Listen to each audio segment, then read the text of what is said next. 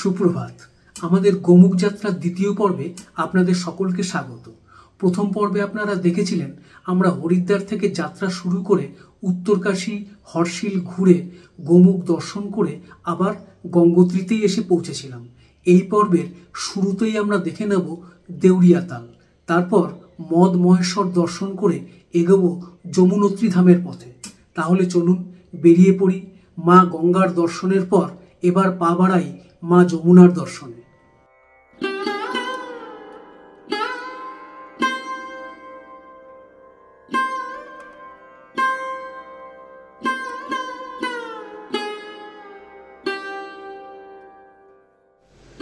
নভেম্বরের আজ 2 তারিখ। গঙ্গোত্রী ছেড়ে আমরা বেরিয়ে পড়েছি, যাব উখি মঠ। তবে আজ রাতটা হয়তো ঘনশালীতেই থেকে যেতে হবে। গঙ্গোত্রী থেকে ঘনশালী প্রায় 190 কিলোমিটার পথ।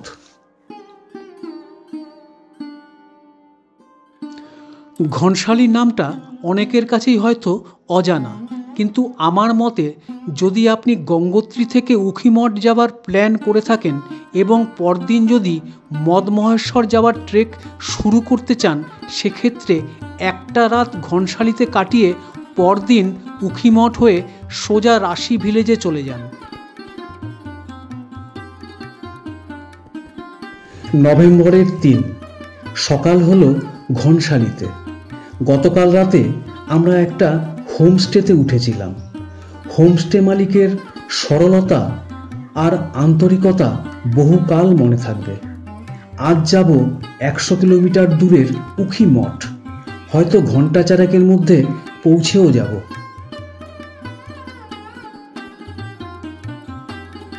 চৌঠা নভেম্বর পা বাড়িয়েছি মদমহেশ্বর মন্দিরের দিকে। রাশি, আকতালিধার, বানতালি, গন্ডার এবং আরও বেশ কয়েকটি পাহাড়ি গ্রাম পেরিয়ে যেতে হবে 16 কিলোমিটার পথ।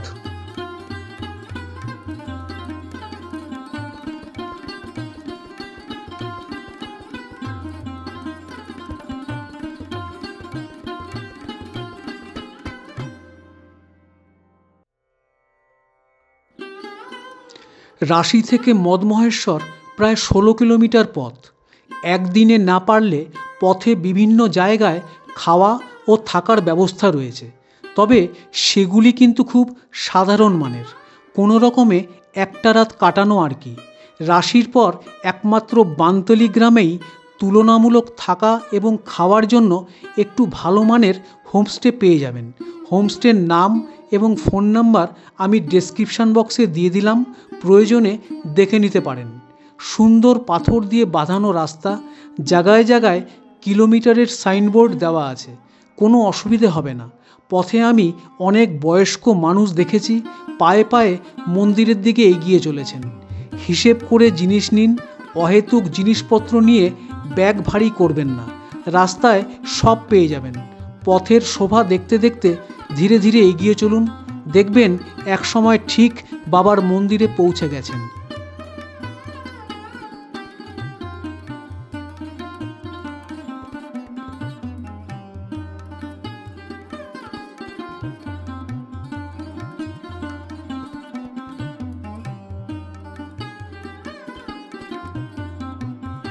চড়াই পথে একটানা বেশিক্ষণ চলা যায় না, পা ধরে আসে। খানিক বিশ্রাম, আবার পথ চলা। এভাবেই চলতে চলতে বিকেল 4টে নাগাদ মদমহেশ্বর এসে পৌঁছালাম।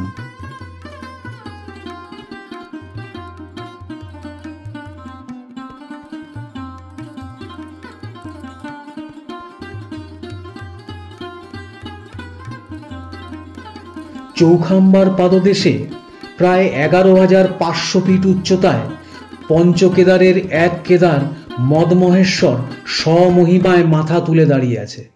মন্দিরের আদল আর 5টা কেদারের মতোই। কথিত আছে পৌরাণিক যুগে পাণ্ডবরা এই মন্দির স্থাপন করেছিলেন। একটু পরেই সন্ধে নামল, আলোয় ঝলমল করে উঠল গোটা মন্দির চত্বর।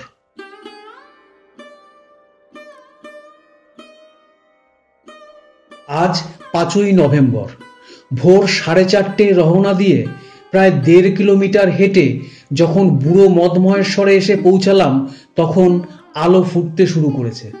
চোখের সামনে চৌখাম্বার মাথায় তখন ভোরের প্রথম আলো, আর তারই প্রতিচ্ছবি এসে পড়েছে মন্দিরের পাশের ছোট্ট জলাশয়। অসাধারণ সেই দৃশ্য বহুদিন মনে থাকবে। আরো কিছুক্ষণ উপরে কাটিয়ে ধীরে ধীরে নিচে নেমে এলাম।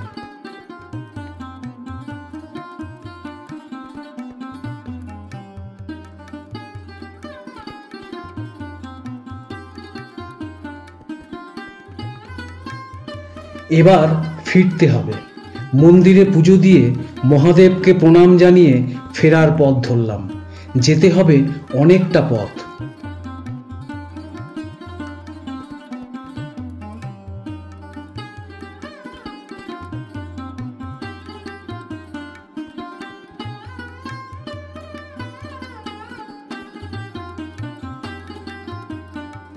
আজ নভেম্বরের 6 তারিখ। যাচ্ছি দেউড়িয়াতাল। উখিমঠ থেকে মাত্র 12 কিলোমিটার দূরে সারি গ্রাম। সেখান থেকেই শুরু হয় লেকে যাওয়ার হাঁটা পথ।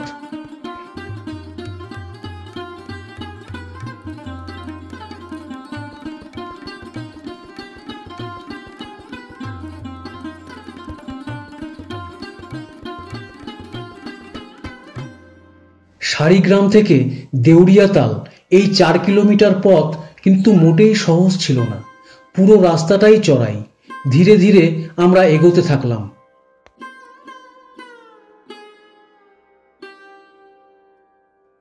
কিছুক্ষণ আগে দেউড়িয়াতালে এসে পৌঁছেছি। এখানে মাথাপিছু 150 টাকা করে এন্ট্রি ফি দিতে হলো। সবুজ জলের লেকটা বেশ বড় আর গাছপালা দিয়ে ঘেরা। লেকের পাশে একটা পায়ে হাঁটার সরু রাস্তাও রয়েছে। ইচ্ছে করলে সেই রাস্তা ধরে পুরো লেকটাকে একবার ঘুরে আসা যায়। চৌখাম্বা, মেরু এই পর্বত শৃঙ্গগুলোর প্রতিচ্ছবি লেকের জলে দেখা যায়। কিন্তু সেই দৃশ্য দেখতে হলে আপনাকে সকাল সকাল আসতে হবে, নইলে বেলা বাড়ার সাথে সাথে চৌখাম্বা মেঘের আড়ালে চলে যাবে। এখানে একটি ওয়াচ টাওয়ারও চোখে পড়ল। সেই ওয়াচ টাওয়ার থেকে আশপাশটা ভারী সুন্দর দেখায়। অনেকে ভোরের সূর্যোদয় দেখার জন্য এই দেউড়িয়াতালে এক রাত থেকে যান। রাতে এখানে থাকার ব্যবস্থা আছে। ইচ্ছে করলে লেকের পাশে টেন্টেও থাকতে পারেন। ভোরের প্রথম আলো চৌখাম্বার মাথায় পড়ার পর তার প্রতিচ্ছবি যখন লেকের জলে ধরা দেয়, সেই দৃশ্য সারা জীবনেও ভুলতে পারবেন না। আর যদি আগের রাতটা পূর্ণিমা হয় তাহলে আপনার জীবন সার্থক।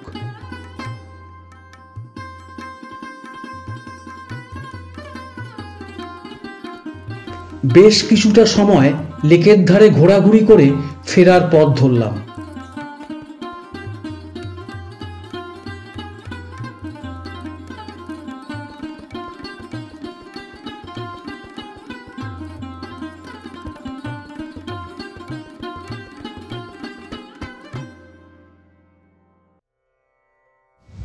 আমরা এখন উখিমঠের বিখ্যাত ওঙ্কারেশ্বর মন্দিরে।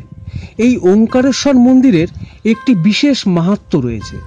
শীতকালে যখন কেদারনাথ ও মদমহেশ্বর মন্দিরের দরজা বন্ধ হয়ে যায়, তখন ওই দুই মন্দিরের বিগ্রহ ওঙ্কারেশ্বর মন্দিরে নামিয়ে আনা হয় এবং বছরের বাকি 6 মাস এখানেই পুজো করা হয়। পৌরাণিক মতে বানাসুরের মেয়ে উষা ও অনিরুদ্ধর বিয়ে এখানেই হয়েছিল এবং উষার নামেই এই স্থানের নাম উখিমঠ।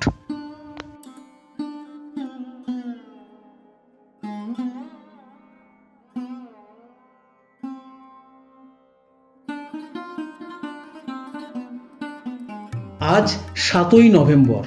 উখিমঠ ছেড়ে টেহরির দিকে চলেছি। আজ যেতে হবে 160 কিলোমিটার পথ। পৌঁছাতে বিকেল হবে।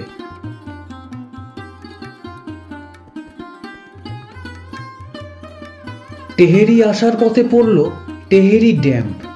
আলো কমে এসেছে, তবুও পাহাড় দিয়ে ঘেরা এই বিশাল ড্যামটিকে দেখতে অসাধারণ লাগছিল। ইচ্ছে হলে লেকের জলে বোটিংও করা যেতে পারে। এছাড়া রোপওয়েরও ব্যবস্থা রয়েছে।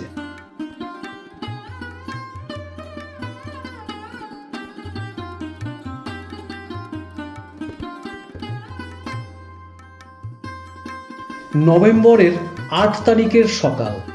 ছোট হলেও টেহেরি শহরটি বেশ ভালো। আমরা এগেলাম জানকীচট্টির দিকে। 190 কিলোমিটার পথ, তবে শেষের 40 কিলোমিটার রাস্তা নাকি খুব একটা ভালো নয়।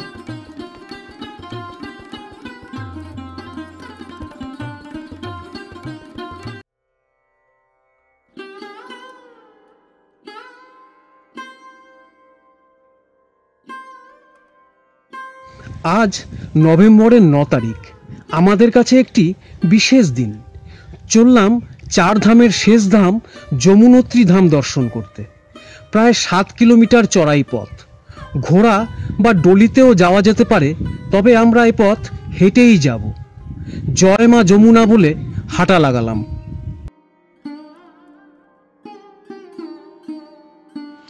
রেলিং দিয়ে ঘেরা সুন্দর বাঁধানো পথ সোজা উপরের দিকে উঠে গেছে। এই সময়টা চারধাম যাত্রার সময় নয়, তাই ভিড়ভাড় নেই বললেই চলে। আর রাস্তাও খুব পরিষ্কার করে রাখা।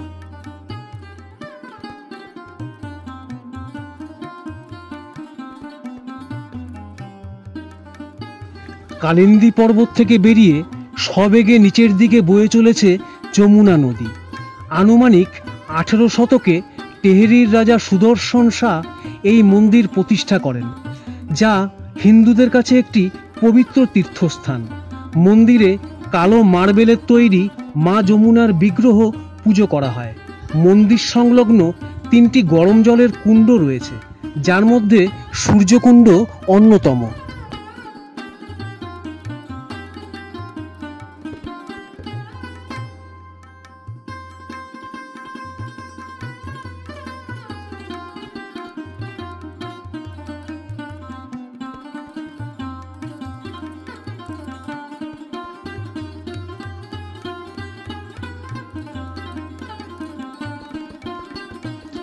লোকে বলে চারধাম যাত্রায় নাকি পুণ্য লাভ হয়, তবে পুণ্য লাভ হয় কিনা জানা নেই। আজ ভালোয় ভালোয় দুধাম দর্শন শেষ করতে পারায় একটা অদ্ভুত ভালো লাগার অনুভূতি টের পাচ্ছিলাম। মনে একরাশ পরিতৃপ্তি নিয়ে ধীরে ধীরে নিচে নামার পথ ধরলাম।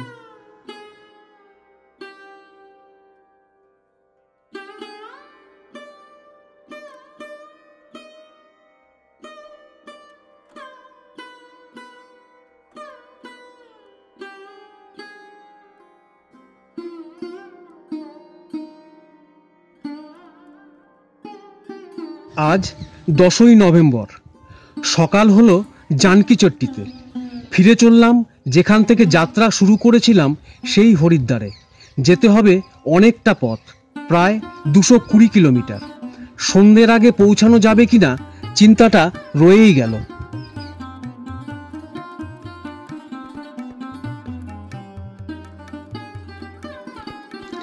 অবশেষে যখন হরিদ্বারে এসে পৌঁছালাম, তখন সন্ধ্যা নেমে এসেছে। কালী পুজো বা দেওয়ালির সময় বলে রাস্তাঘাট আলোয় ঝলমল করছে।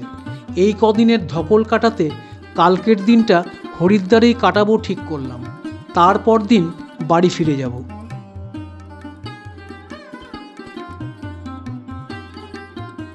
এগারোই নভেম্বর রয়েছি হরিদ্বারে। কিছু কেনাকাটা আর ঘোরাঘুরি করেই দিনটা কেটে গেল। সন্ধ্যায় এলাম সেই চেনা হরকি পৌরি ঘাটে। আগেও এসেছি, তবে প্রতিবারই ঘাটের পরিবেশ মন ভালো করে দেয়। বেশ কিছুটা সময় এখানে কাটিয়ে হোটেলে ফিরে এলাম।